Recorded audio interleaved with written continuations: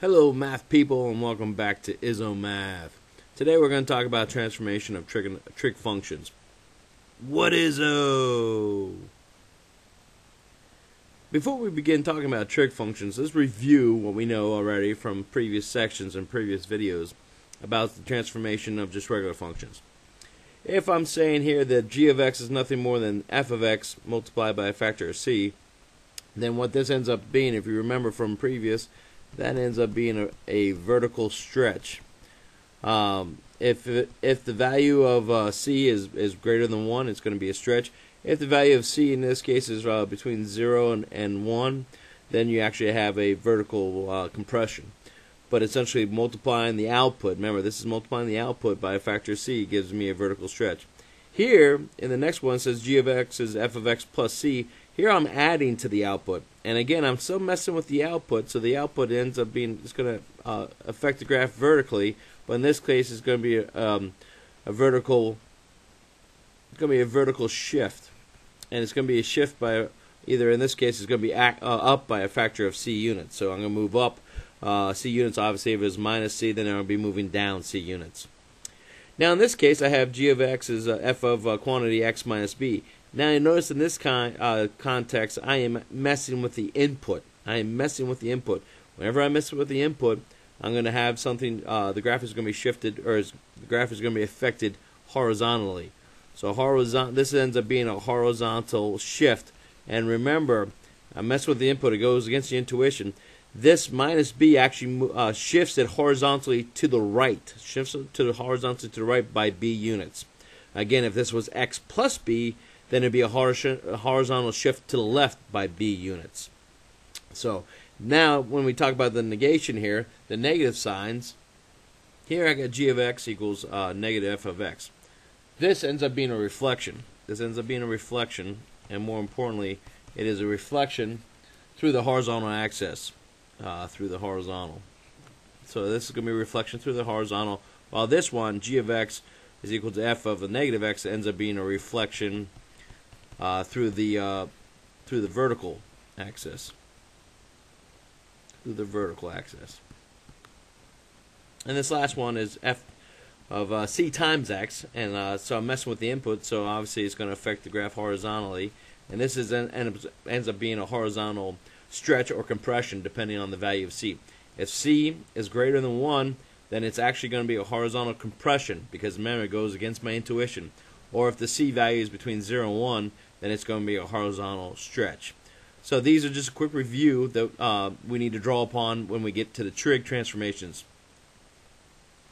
And here's an example that Professor Axler talks about in his book, where we talk about here that we have the graph of cosine of x, which is in the blue, and then we also have the graph of 3 cosine of x. Now remember from before what we talked about, this ends up being nothing more than a vertical stretch, because I'm multiplying the output, multiplying the cosine of x by a factor of 3. And you can see the effect on that graph is I actually end up stretching that graph by a factor of 3. So that leads into what we call amplitude. Amplitude is defined by Professor Axler as the amplitude of a function is 1/2 the difference between the maximum values of the function. So the amplitude in this case of the blue line, the amplitude is nothing more than 1. So because I'm going up, my highest point is 1, my lowest point is -1. Half the distance between those 2 points is 1. Or if I'm looking at the red, my highest is positive 3, my lowest is negative 3. Half the distance between those two has a value of 3. So the amplitude of my red function, or my 3 cosine of x, is nothing more than 3.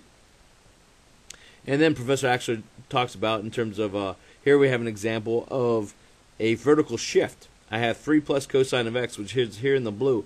It is nothing more than the cosine of x, but I'm moved up 3 units. I'm shifted up 3 units on the vertical axis. And that's what the effect that 3 has. While here in the red, you can see that I have the cosine of 2x. Notice that 2x, I'm messing with the input, so that ends up being a horizontal compression. Remember, because it goes against my intuition. So this is compressed by a factor of 2. And that kind of makes sense, because we know that the period, over here we're talking about periods. In the blue, if I'm talking about the periods, I'm looking for how long it takes for the function to repeat itself. In the blue, you can see after 2 pi, it begins to repeat itself. Here in the red, it begins to repeat itself after 1 pi. After 1 pi, it goes back and repeats itself. and that is due to that horizontal compression. So when we talk about period, we're looking at Professor Axler defines it this way in his book. And here's an example of a horizontal shift. You can see here in the blue I got the cosine of x, while in the red I have cosine of x minus pi over 3. And again, goes against my intuition, so this shift is actually to the right. It's a shift to the right of pi over 3 units.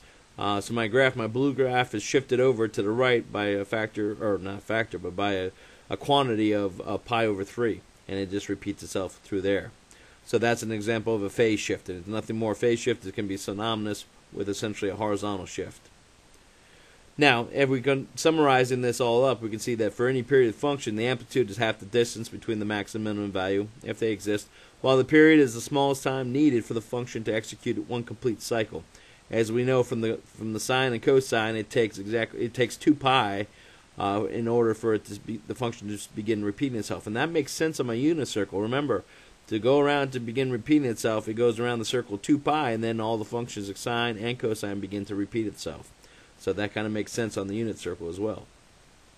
And summarize, we can see that describing the amplitude, we can see that the amplitude is defined here by this a factor, or this a factor here in front of the cosine or sine, where the absolute value is the amplitude, and essentially what happens here with to find out the period, it says b, this 2 pi divided by the absolute value of b is going to give you my period, and that tells me how long it takes for the function to repeat itself.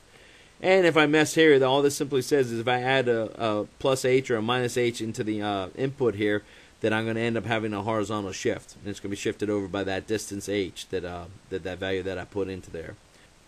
So I hope that has helped, and remember to check back to ISOmath with all your math needs, and we'll see you soon.